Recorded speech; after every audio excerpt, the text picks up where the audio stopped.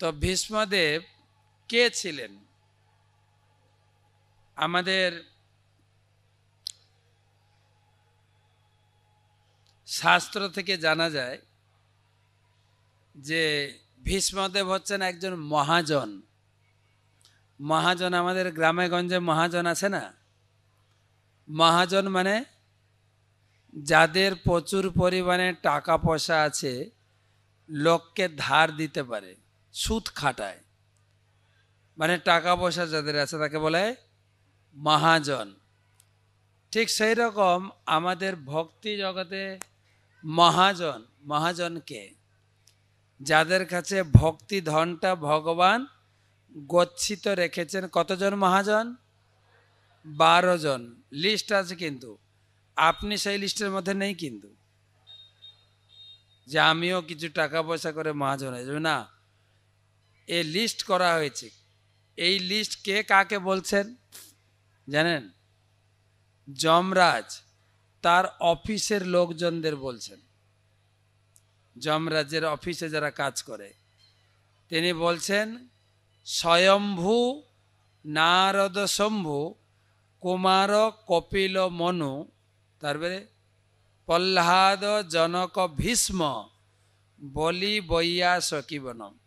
তো বলছেন স্বয়ম্ভু মানে ব্রহ্মা, নারদ শম্ভু মানে শিব, স্বয়ম্ভু নারদ শম্ভু, কুমার চতুর্কুমার, কপিল মনু মহারাজ, স্বয়ম্ভু মনু, প্রহ্লাদ জনক, জনক মহারাজ ভগবানের শ্বশুর, ভীষ্ম বলি মহারাজ, বৈয়াসকি মানে সুখদেব গোস্বামী, অয়ম মানে আমি, যিনি বলছেন। কে বলছেন? যমরাজ বলছেন আমি। টোটাল 12 জন মহাজন। এবং আমাদের যে ভক্তি পথটা সেটা হচ্ছে মহাজন গতস পন্থা। মহাজনগণ যে রাস্তা দেখিয়ে গেছেন সেই রাস্তায় চলতে হবে। তো তার মধ্যে ভীষ্মদেব একজন। তার জীবনী চর্চা যদি কয়েক মাস ধরে আলোচনা করায় শেষ করা যাবে না। তিনি মাত্র 456 বছর এই জগতে ছিলেন মাত্র। এবং একজন অদ্বিতীয় ব্যক্তি, দ্বিতীয় ব্যক্তি আর নাই, উনি একজন আছেন। আমরা যারা বিয়ে করেছি, আমাদের বিয়ে করিয়েছেন মা বাবা। বিয়ের ব্যবস্থা কে করেছেন? মা বাবা। আর উনি বাবার বিয়ের ব্যবস্থা করেছেন। এটা অদ্ভুত ব্যক্তিত্ব উনার। আপনারা জানেন, এর ইতিহাস যদি খুঁজে দেখা যায়, শান্তনু মহারাজ বিয়ে করেছিলেন গঙ্গা মাতাকে, স্বর্গের দেবী, আর তিনি ছিলেন মর্তের রাজা। কত বড় তেজিয়ান রাজা ছিলেন! রাজা গিয়ে গঙ্গাকে বলুক, অথবা গঙ্গা রাজাকে বলুক আই লাভ ইউ, কেউ কাউকে বলেছে, ঠিক আছে?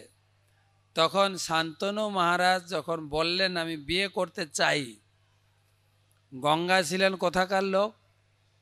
স্বর্গের, বিদেশের, বলতেও পারেন বিদেশের, স্বর্গের। তো তিনি শর্ত রাখলেন যে আমি আপনাকে বিয়ে করতে রাজি, কিন্তু একটা শর্তে। বিয়ের সময় শর্ত করে তো নাকি? কে শর্ত করে? শর্ত কি করে? ছেলে পক্ষ শর্ত করে। এখানে শর্ত হচ্ছে উল্টো, কিন্তু কে শর্ত করছেন? মেয়ে পক্ষ। আছে না আমাদের, আমি যখন বাড়িতে ছিলাম, মন্দিরে আসিনি, হ্যাঁ, 17, 18, 19 বছর বয়স, আমার বয়সী যারা বিয়ে করতে ছেলেগুলো মেয়ের বাড়ি থেকে জিজ্ঞেস করে, বাবু তোমার কি লাগবে?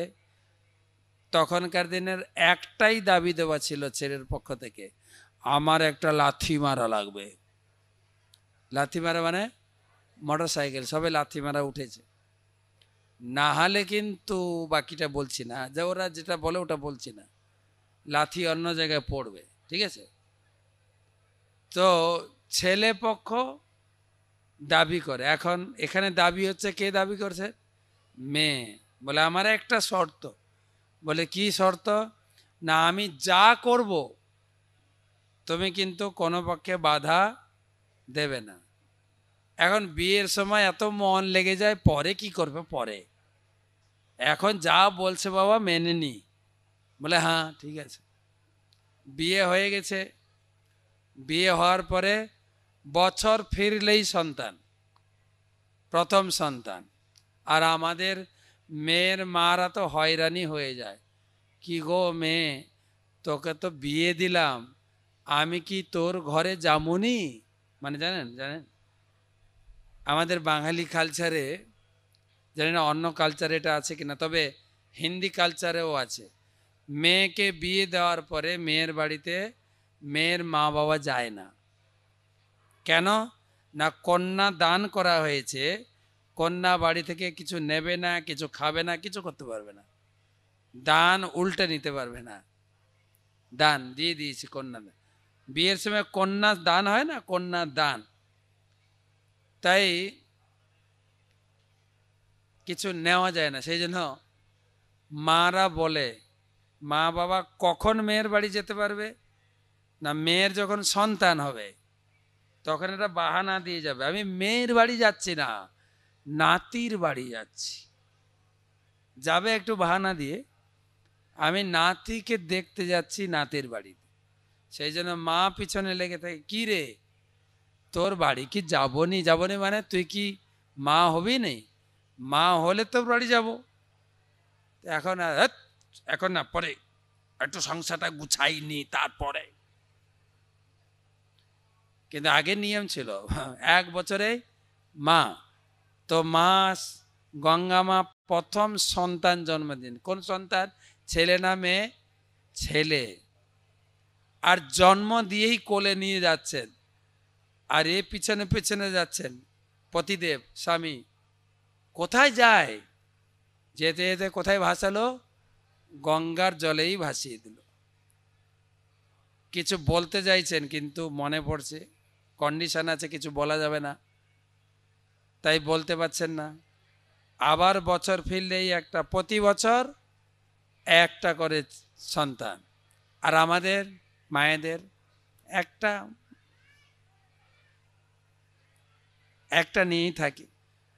যদি বলে বাচ্চাটা বড় হয়ে গেছে, আরেকটা বাচ্চা নাও, একটাকে মানুষ করি।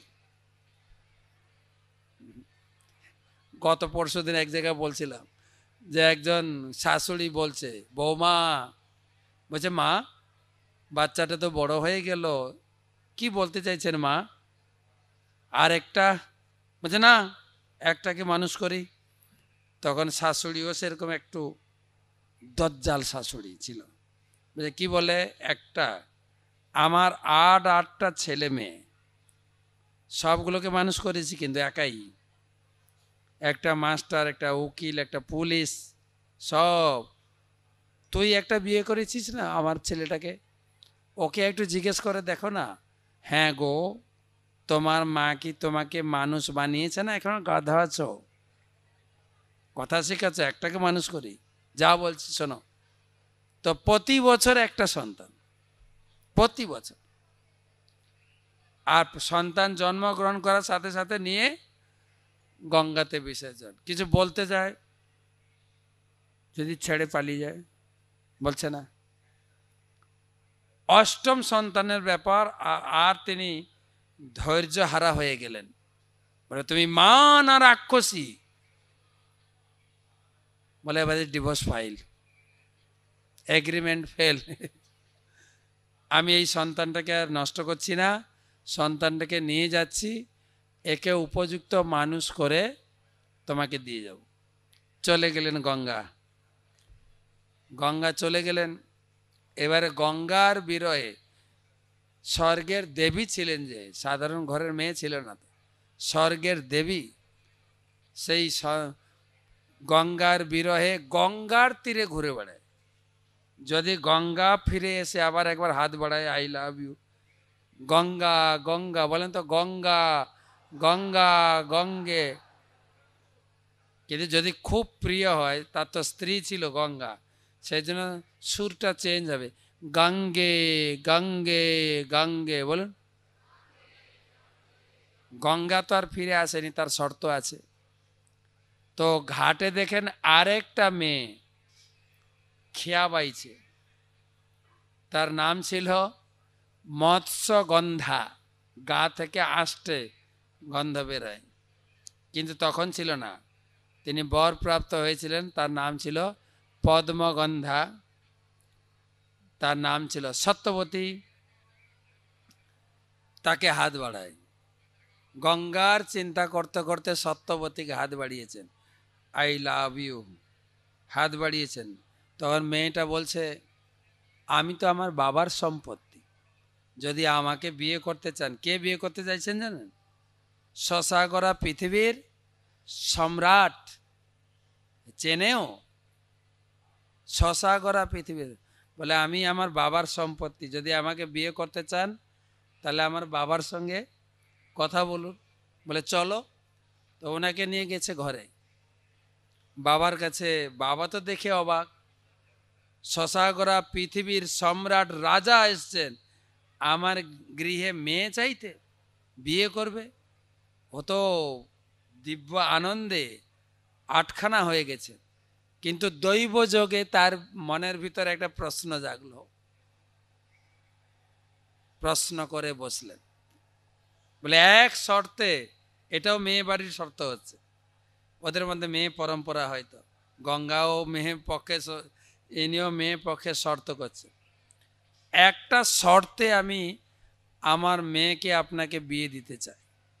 বলে কি শর্ত বলুন? কি শর্ত করলেন? আমার মেয়ের যে ছেলে, অর্থাৎ আমার ভাবি নাতি হবে মসনদের রাজা।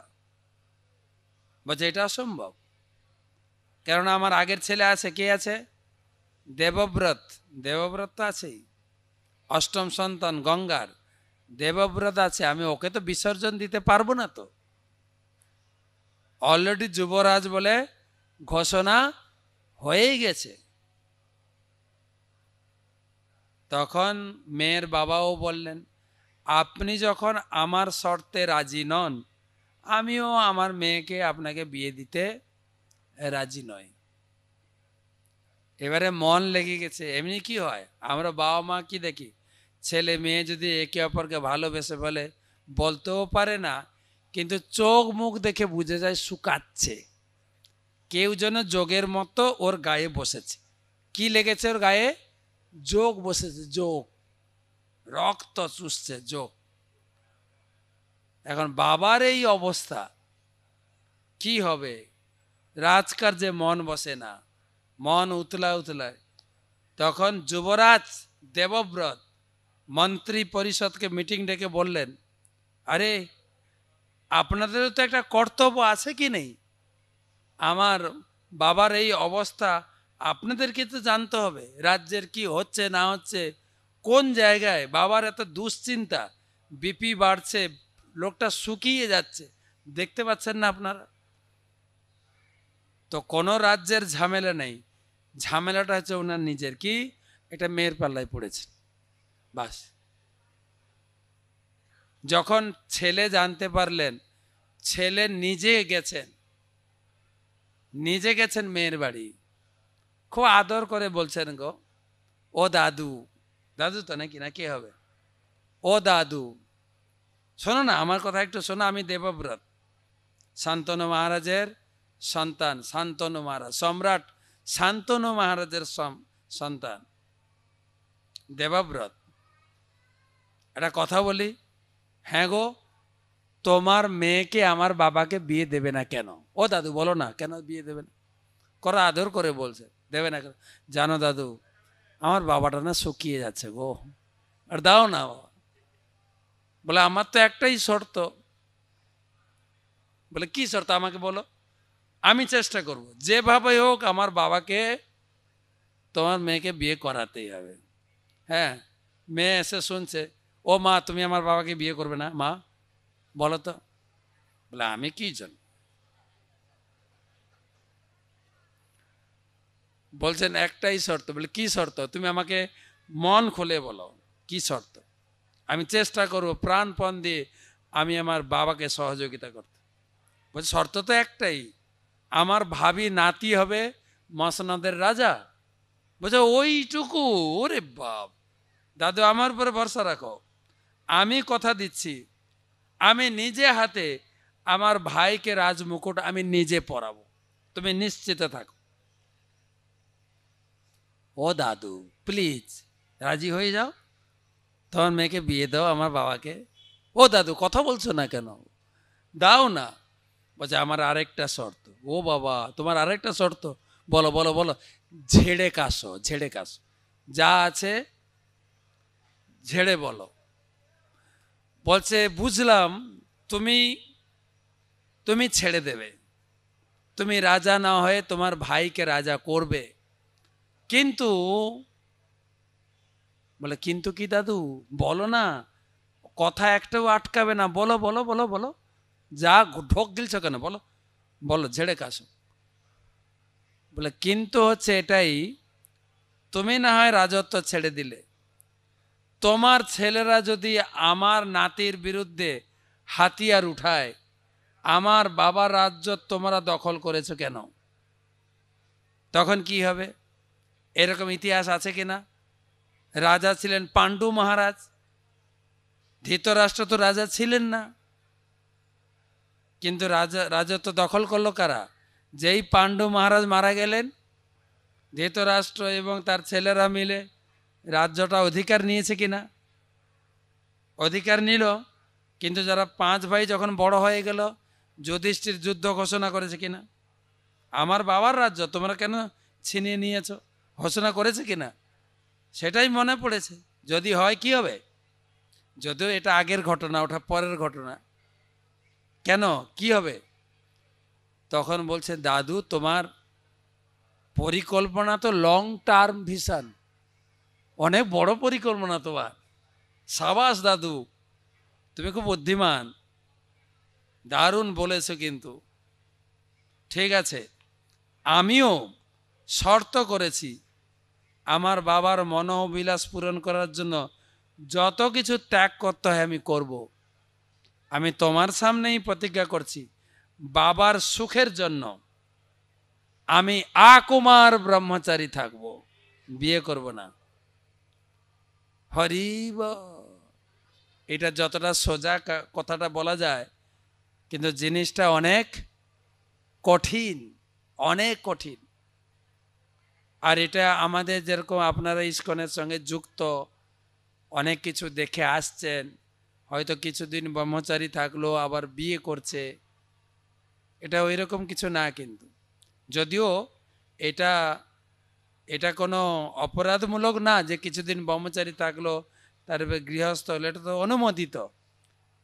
2 প্রকার ব্রহ্মচারী আছে, উপকুরবান আর নৈষ্ঠিক।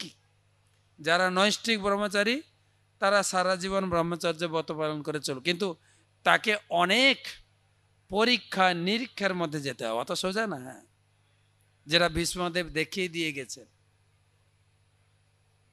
হয়তো অন্য প্রলোভন না এলেও একটা মেয়ে লেগে গেল, তার পিছনে লেগেছে কিনা, অনেক বড় তাকে অগ্নি পরীক্ষার মধ্যে তাকে যেতে হয়েছে। আর ভীষ্মদেব ছিলেন সব দিক থেকে শক্ত সামর্থ্য, তিনি রাজকুমার বলে ঘোষণা হয়ে গেছেন, সব দিকে সব ছিলই, তথাপি তিনি স্ব ইচ্ছায় তিনি ব্রহ্মচর্য ব্রত গ্রহণ করলেন। আর এটা ছিল ভীষণ ব্রত, তখন উপর থেকে দৈববাণী হচ্ছে ভীষণ ব্রত, ভীষণ ব্রত থেকে দেবব্রত থেকে নাম হয়ে গেল ভীষ্মদেব, তখনই নামটা এলো। উপর থেকে পুষ্পবৃষ্টি হচ্ছে, সবাই জয় গান করছে ভীষ্মদেব মহারাজ কি। কিন্তু বাবা কত বড় তেজিয়ান ছিলেন, বাবারও কিছু কর্তব্য আছে কিনা ছেলের প্রতি। ছেলে নিজের সারা জীবনের সংসার ভোগ বাদ দিয়ে বাবাকে বিয়ে দিলেন, ছেলেরও কিছু কর্তব্য, বাবারও কিছু কর্তব্য আছে কিনা। বাবা কেমন ব্যক্তি ছিলেন যে আমাদের এখানে ওখানের মেয়ে অফার দেয়নি, স্বর্গের মেয়েকে বিয়ে করেছিলেন, বুঝতে পেরেছেন কত বড় ব্যক্তিত্ব। শান্তনু সম্রাট, শান্তনু সম্রাট, তিনি ছেলের উপরে খুশি হয়ে ছেলেকে যে আশীর্বাদ দিলেন আপনারা সবাই জানেন। কি আশীর্বাদ? ইচ্ছা মৃত্যু গ্রহণ করো। যেটা আমরা বাবা হয়েও ছেলে মেয়েকে দিতে পারবো না। কিন্তু যদি ছেলে মেয়ে কিছু করেও আমাদের সেই ক্ষমতা নাই, যেটা ছিল শান্তনু মহারাজের। যে কোনো শক্তি, কোনো অস্ত্র শস্ত্র, জীব জন্তু, এমনকি দেবতাদের অমোঘ শক্তি বজ্রও তোমাকে কিছু করতে পারবে না, তুমি মারতে পারবে না। দেবতাও তোমাকে মারতে পারবে না। কত বড় আশীর্বাদ দিয়েছেন দেখেন, কত বড় ব্যক্তিত্ব ছিলেন তিনি। আশীর্বাদ দিলেন, তুমি যখন চাইবে তখনই মারা যাবে, না হলে কেউ তোমাকে মারতে পারবে। এই দেখতে দেখতে মাত্র 456 বছর ছিলেন তিনি। এত বড় ব্যক্তিত্বপূর্ণ তিনি।